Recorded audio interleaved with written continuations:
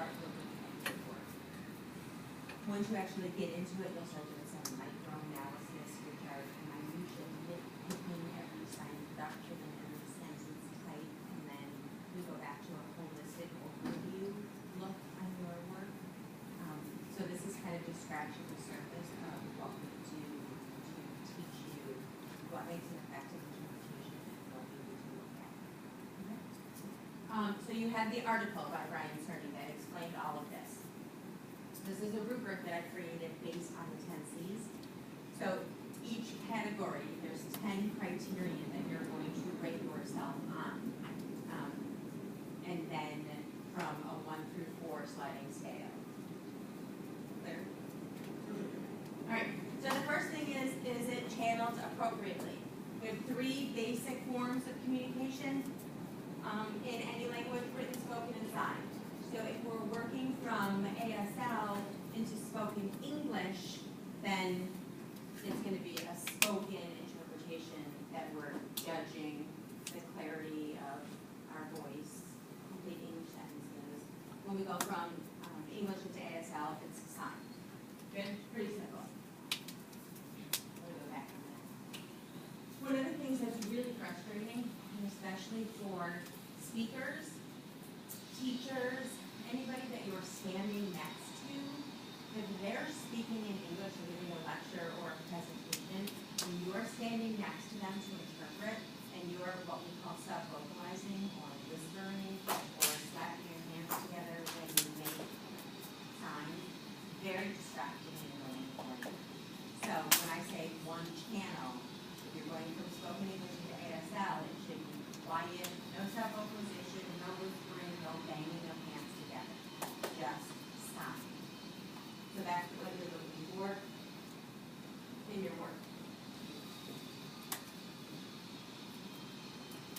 All right, the second one is clearly articulated. So this is your production.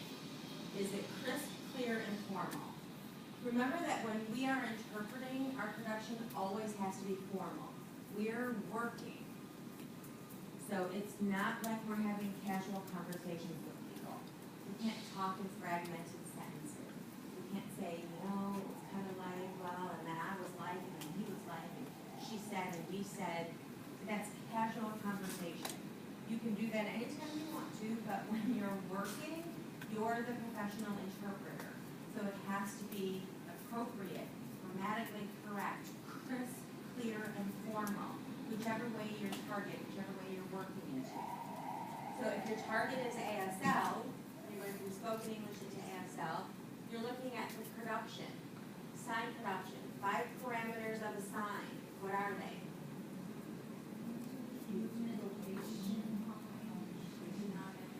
Beautiful, right? So you are looking at that. You are looking at the crisp, clear, formal production. So if I was to sign, tomorrow we're having a test. What was wrong with that? Just look at sign production. I'll do it again.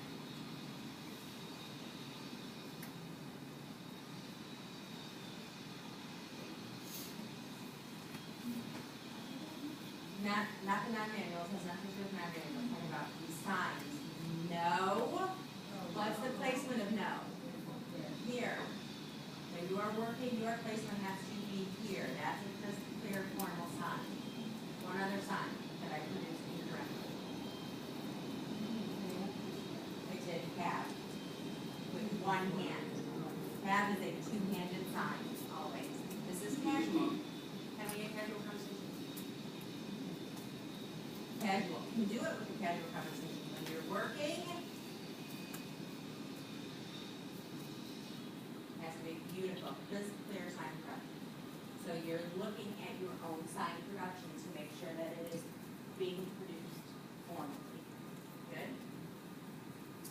And then with that, facial expressions, head nods, body shifts, when you're doing all of that. If your goal and your target is ASL, all of those appropriate features or parameters of production need to be met.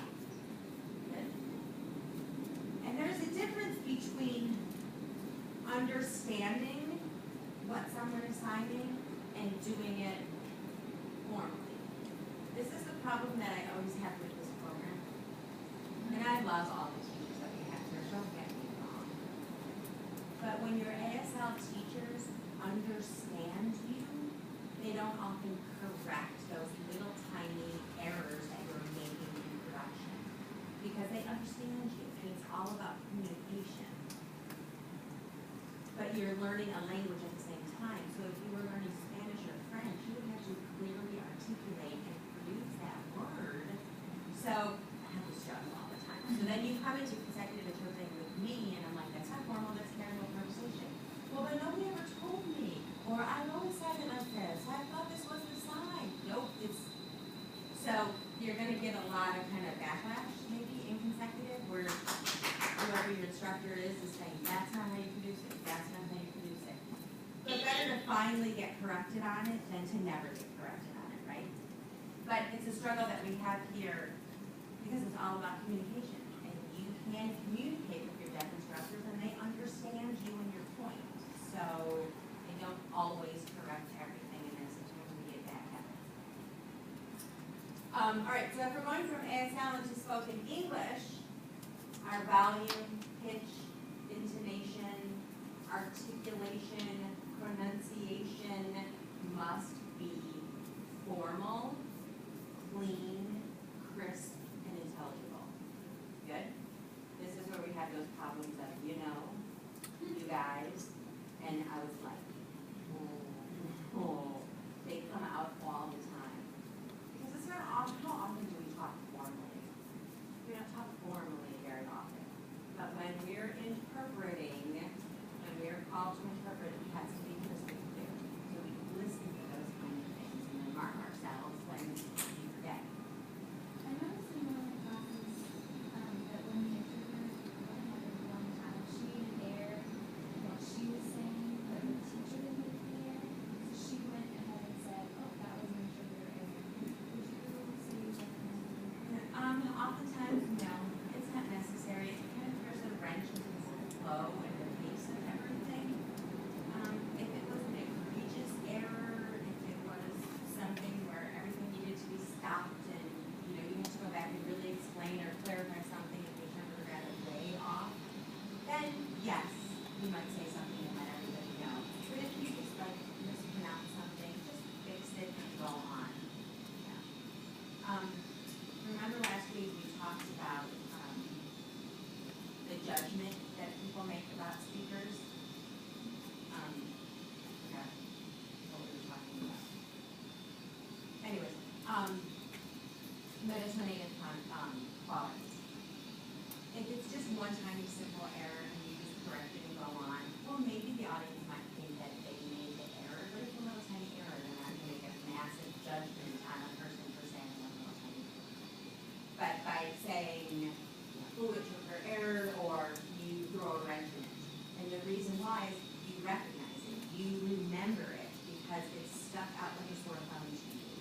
You don't want to do that to the speaker, you want the audience to keep going and flowing. Does that make sense?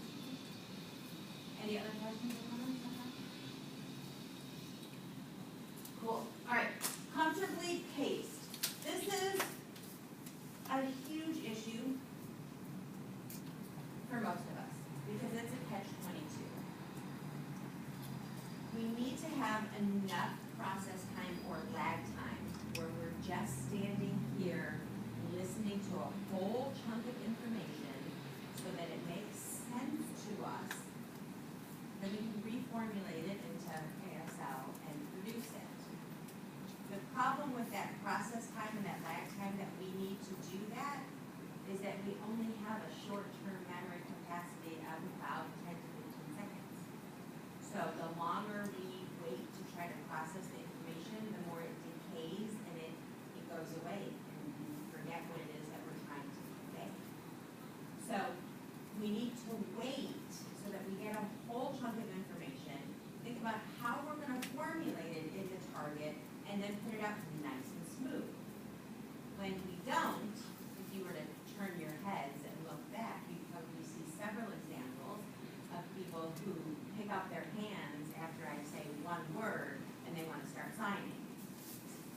have to hold and wait for me to catch up. Then they sign 2 more words, and now they're stuck in midair, waiting for the next thing I want to say, instead of just standing and waiting.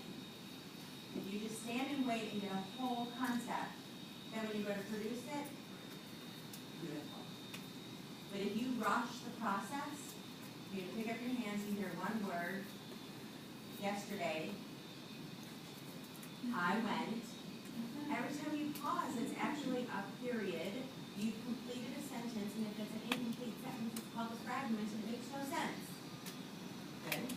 So that's that part of the interpreting process that is the most challenging and most difficult. We're talking about the tense. It's the most difficult for us because we're afraid we're going to lose the information or forget it.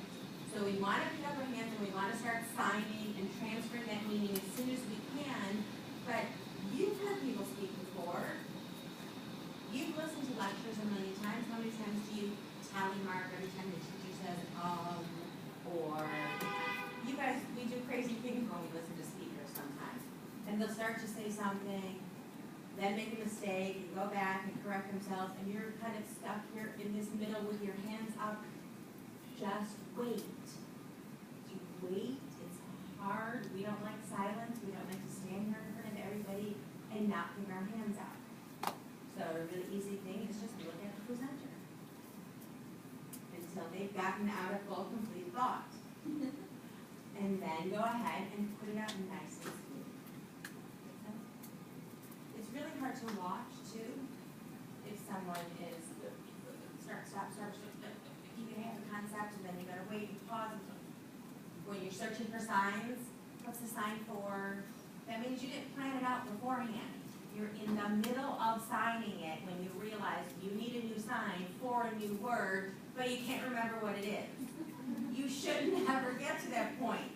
You need to stop and plan out how you're going to express the concept first. And if you don't have a sign for it, create a new sentence with the signs that you have. Oh, I would say it this way, because I know those signs. Then you don't stop and stutter in between. Good?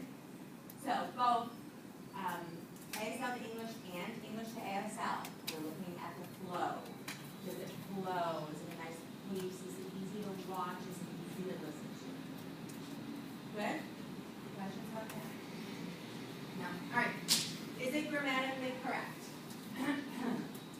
Meaning, is the grammar in the appropriate language? For all of you sitting here right here with me, your target language for this class is always going to be ASL. Spoken English to ASL. You might go from ASL to spoken English, but ASL. They're practicing transliterating some of them back there. There's some big texts that are coming up. You'll get there. Right now, you need to solidify your ASL. There are 5 sentence types in ASL. What are they? Negation, topic, comment, questions, commands, and rhetorical are kind of questions. Conditional, if then. Nice.